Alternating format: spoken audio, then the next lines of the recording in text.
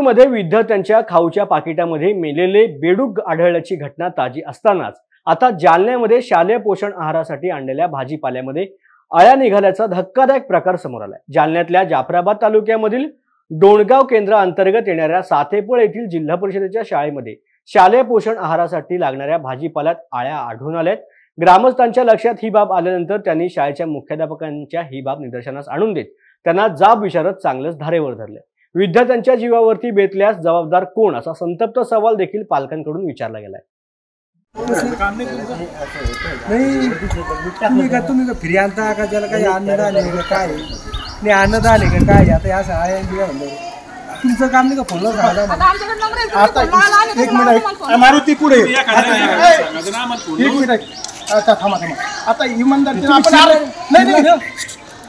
आता मी त्याला विचारलं अर्धा किलो आलू आहे गोबी एका विद्यार्थ्याला आता तुम्ही दोघे कमिटी मधले अध्यक्ष आणि उपाध्यक्ष किती खर्च येतो मुलाला रोज भाजीपाल्याला एवढं सांग। आता तुमच्या दोघांना विचारणार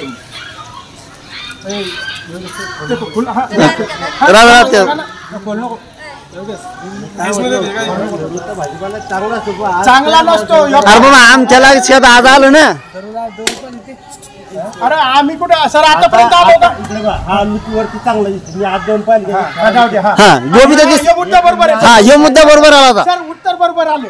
मला सांगा वरून तुम्हाला हे द्याच हे तुम्हाला दिसत नव्हतं की मला सांगा सर तुम्ही आणू नका ना इथं आणता कशाला मग ते सडकमाल सर तुम्ही आणलं नसतं तर आम्ही आमचं हे नव्हतं।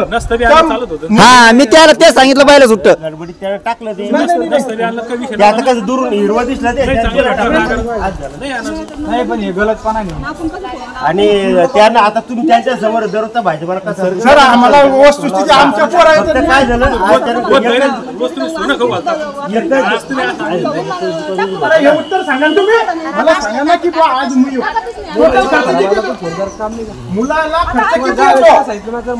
रोज रोज सांगून राहील द्या मला आम्ही विचारलं नाही त्याला पाहिलं सुट्ट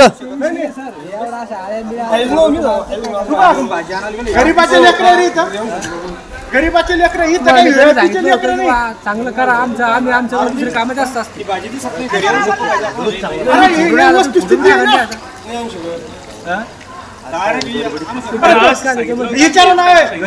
सुभाष विचार ना महिन्याला किती येते विचार ना।